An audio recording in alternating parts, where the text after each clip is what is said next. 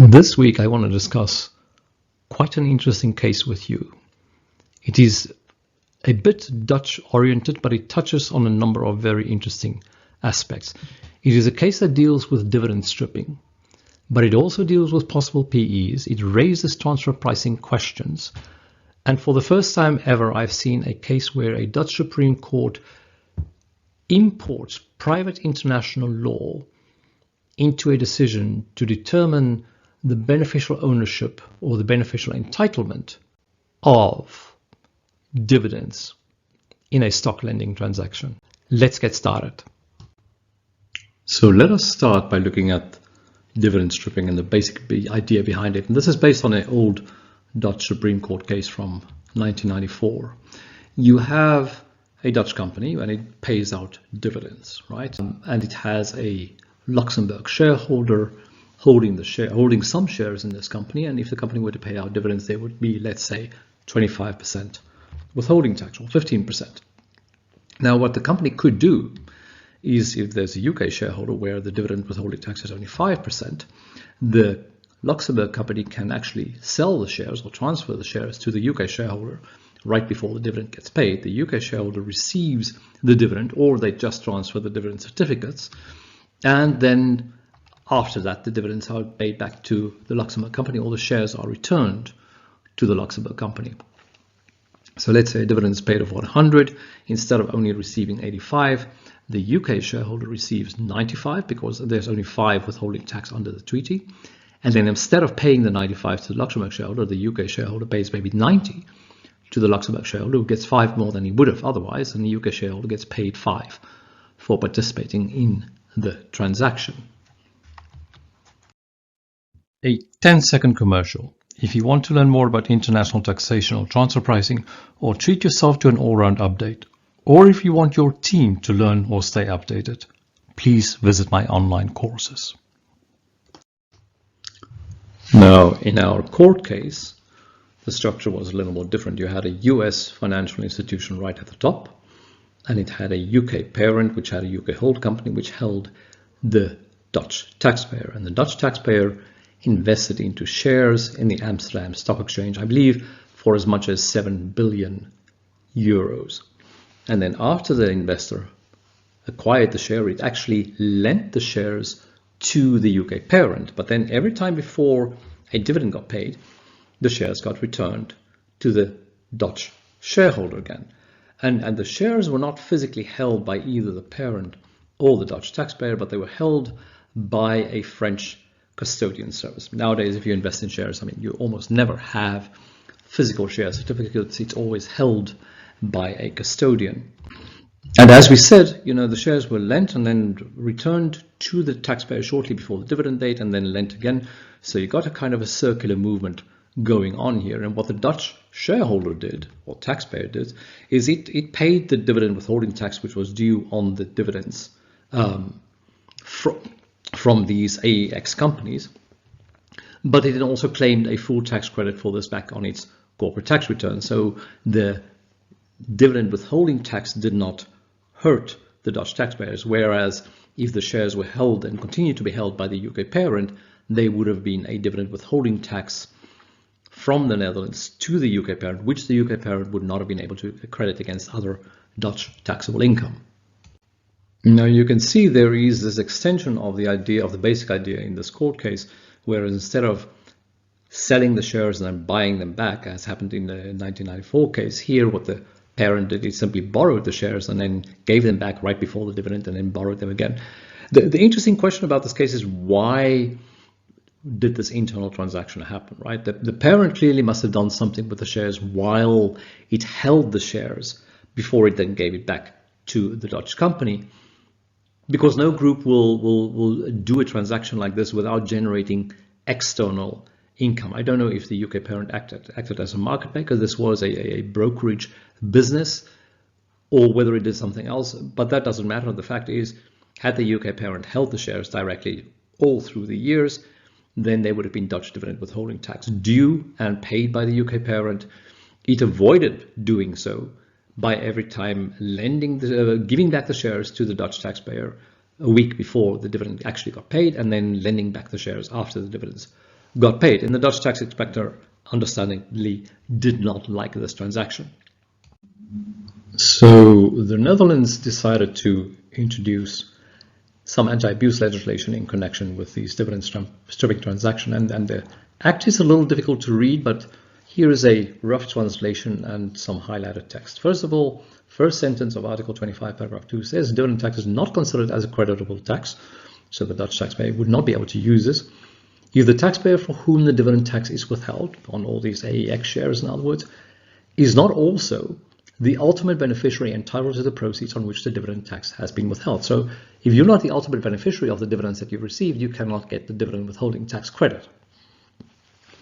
And then the law goes on to say someone is not the ultimate beneficiary if they participated in a series of transactions where it is plausible that A, the proceeds landed with a person that is entitled to a smaller reduction than them. In other words, in this case, the UK parent would have gotten much less of dividend withholding tax relief than the Dutch taxpayer would, and this person retains or acquires a position comparable to his position in similar shares prior to the series of transactions. Now, if we think about this, the UK parent had all these shares in a share lending transaction before the redemption of that loan and then lending back the shares, and nothing really changed for the UK parent during this transaction. So both letters A and letters B seems to have been satisfied, and so the issue before the court was whether, one of the issues was whether the Dutch taxpayer was indeed the ultimate beneficiary, or whether it got kicked out from its right to a dividend withholding tax credit under Article 25, paragraph 2. Before we go further, it might be a good idea to just spend 1 minute on some basic terms which are important in this case. The first one is securities lending. So what is securities lending? Securities lending is the practice of loaning shares of stock or other securities to other investors or firms. Securities lending requires the borrower to put up collateral, whether cash or a letter of credit, right? And then they give us an example. When a security is loaned, the title and the ownership are also transferred to the borrower. And here is the example that I referred to. But the sentence, when a security is loaned, the title and ownership are also transferred to the borrower, is important, because if you think of our example, when the Dutch company lent the money or the shares to the UK parent, this sentence says the UK parent became the owner of those shares, right? And here is an example as to why you do securities lending. An investor believes that the price of a stock will fall from 100 to 75 in the near future. To profit from this, the investor borrows 50 shares from a company from a securities firm and sells them for 5,000, 50 times 100. And then, assuming the price drops $70 to $75, the investor then purchases 50 shares back for 3,750 and return the securities to the firm. The profit on the short sale transaction is $1,250. So it's the opposite of investing in shares. If you think the shares will go up in value, you buy the shares. If you think the shares will go down in value, you sell shares which you don't have, and then when it's time to return those shares, you buy them cheaper on the market and give them to whoever lent them to you, right? And then this is based on Investopedia. And then the next topic that we need to look at is custodian banks. Now, what is a custodian bank? If you are investing in shares, you probably already have a custodian bank. A custodian bank is a financial institution that holds customer securities for safekeeping to prevent them from being stolen or lost. The custodian may hold stocks, bonds, or other assets in electronic or physical form on behalf of its investors. Often a custodian bank does more than provide asset protection. It can manage customers' accounts and transactions, manage the settlement of financial transactions, account for the status of assets, and ensure compliance with tax regulations. And as you can see, this also comes from Investopedia. And this also happened here, right? We had the French custodian, which kept all the shares for the Dutch and the UK companies, and also booked all their transactions of lending and giving back and lending and giving back, etc. Before we look at the Supreme Court decision, let us just quickly see what the High Court has said itself. The court started by asking whether the taxpayer was the legal owner of the AEX shares. And the courts ruled that by lending the AX shares to the UK parent, the taxpayer was no longer the legal owner of them. And we've seen that in our definition of what securities lending is. The court then assessed whether a title of transfer of legal ownership of the relevant AEX shares from the UK parent to the taxpayer was the basis for placing these shares in deposit each time before the moment at which the dividends were paid out. Because remember, this was a circular transaction of giving back the shares and then lending them again as soon as dividends were paid out. It ruled that the taxpayer has not made it plausible that the transfer of legal ownership of the AX shares each time it is redeemed is based on decision by the taxpayer and or an agreement between it and the UK parent.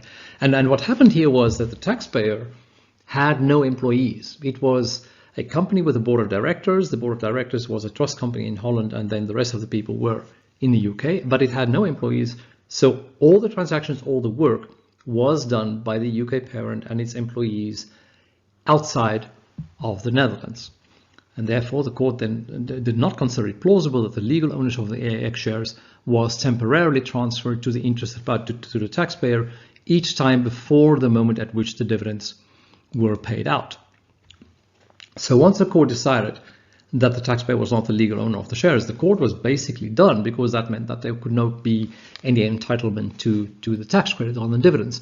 But the court said, in case the taxpayer is the legal owner, then we also need to see whether it actually is the ultimate beneficiary. And the court went to say, in case it is the legal owner, the court argued that Article 25(2), second sentence, letter A and B, mentions two specific situations in which a taxpayer cannot be regarded as the ultimate owner of the beneficiary of the dividends, right? So remember, we looked at Article 25 and it said, in order to get the credit, you must be the ultimate beneficiary. And then it says the ultimate beneficiary is a person who has not taken part in a series of transactions with another party who would have gotten a smaller refund or something like that than the taxpayer itself, right? But the court says that was an example. The court goes on to say, according to the court, the legislator did not thereby intend to give an exhaustive interpretation to the concept of ultimate beneficiary. This means that outside the cases referred to in letters A and B, a situation may arise in which dividend tax levied is not creditable, namely, if the taxpayer is not the ultimate beneficiary as referred to in Article 25(2), first sentence. Remember, the first sentence of Article 25(2) said you must be the ultimate beneficiary in order to get the credit. And then it goes on to say you are not the ultimate beneficiary if, right? So the court says first sentence is wider than only the example given in the second sentence. And the court goes on to say, the court subsequently ruled that the taxpayer cannot be regarded as ultimate beneficiary. In this case, the situation referred to in the legislative history occurs where the meddling of a party without economic interest credits the dividends against corporate income tax. And so in the parliamentary history, when this anti-abuse measure was made, they discussed a number of cases. And what the court says is this court case looks a lot like one of those examples. It goes on to say, it happens in this case because the taxpayer had no economic interest in each time temporarily placing the AX shares in its deposit. In addition, it is implausible that the board of the taxpayer was involved in the UK parent's return of the shares. Rather, this alleged return took place entirely without involvement of the taxpayer. So what the court says here again is you had no employees. The parent was running everything. The parent was both the lender of the shares and the administrator of you, the owner of those shares, determining when they should be returned and when they can be lent out again. And therefore, you did not do any of these decisions. And like that other example in the parliamentary history, you cannot qualify as the ultimate beneficiary. So let us see what the Supreme Court said about the ultimate beneficiary. It starts by saying, in short, the ultimate beneficiary has free power to disposal over the dividends, right? So the ultimate beneficiary is the party who can do with the dividends whatever it wants. The legislative history shows that the aim of Article 25(2), second sentence, is to take a very targeted measure that is limited to obvious cases of so-called dividend stripping. And this is this letter A and B that we have looked at. The drafting history of Article 25(2) expresses that the legislator wanted to leave it to the courts to further define the concept of beneficial owner. However, it cannot be determined from the history of the development which conditions or requirements and circumstances were considered by the legislator. So the court says here we don't know what to do, nor are any examples given from which it can be deduced. After all, the examples given in the legislative history relate exclusively to cases under Article 25(2), second sentence. So what the Supreme Court says here is, High Court, you misunderstood it. the example that you quote relates to letters A and B and does not relate to the first sentence. It must be assumed that Article 25(2) second sentence contains an exhaustive regulation of the cases in which the holder of a dividend who can freely dispose of the dividends and does not act as an agent upon receipt thereof is not the beneficial owner or ultimate beneficiary. In other cases, this provision does not prevent the holder of the dividends from being the ultimate beneficiary and from getting the dividend withholding tax credit. So the court says here that the High Court has misinterpreted the law, and that the only examples where you can deny the ultimate beneficial ownership is in the second sentence of 25(2) in letters A and B. And so now we come to the question of whether the taxpayer then was the legal owner of the shares when the dividends were paid out.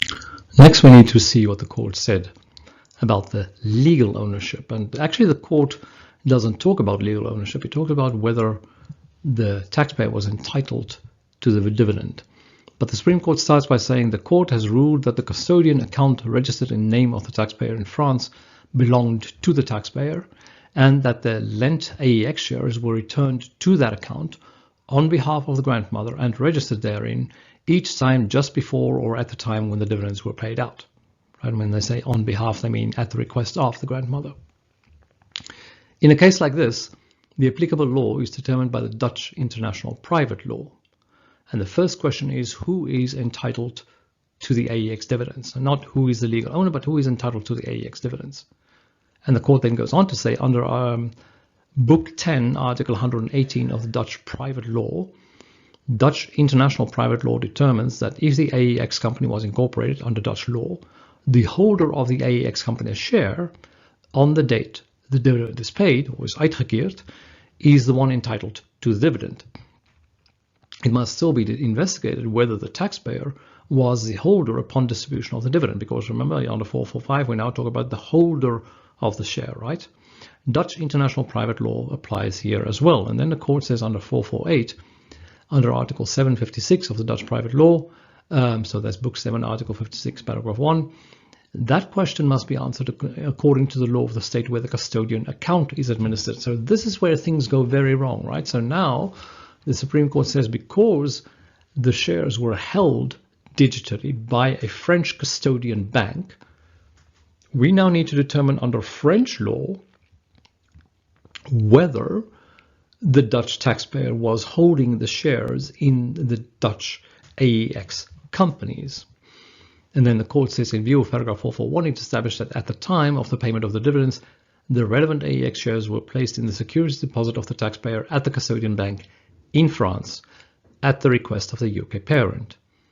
It must therefore be assessed under French securities law as to who, each time a dividend was paid on the relevant AEX shares, should be regarded as the holder of the AEX shares held with the custodian bank in France. And so what they say here is, you know, the Dutch taxpayer was in a registered account holder of this custodian account.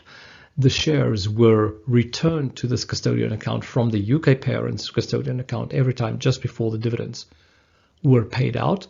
And now under French law, we must determine who was the holder of the shares, bearing in mind that French securities law is French private law, and it's not very likely that French private law knows the concept of beneficial owner or ultimate beneficiary.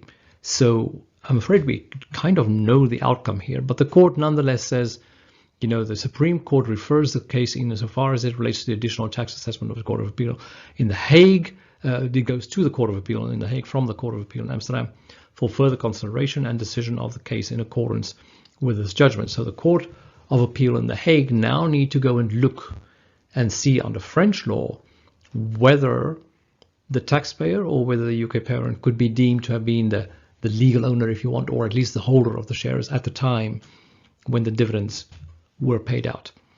We will continue to discuss this case next time because there are so many open ends. The first one is that the ultimate beneficiary and beneficial ownership are tax concepts which are not private law concepts. So it's a little strange for a Supreme Court to require that these concepts be interpreted under international private law. The second is, if they are going to do that here, what does this decision mean for interpreting the concept of beneficial owner under Dutch tax treaties going forward. What I'm also surprised about is the court took the point of view that it says, listen, this anti-abuse legislation of Article 25.2 is a very specific one. Anti-abuse legislation must be interpreted narrowly. I generally would agree with this, because anti-abuse legislation, especially very targeted anti-abuse legislation, generally must be interpreted narrowly.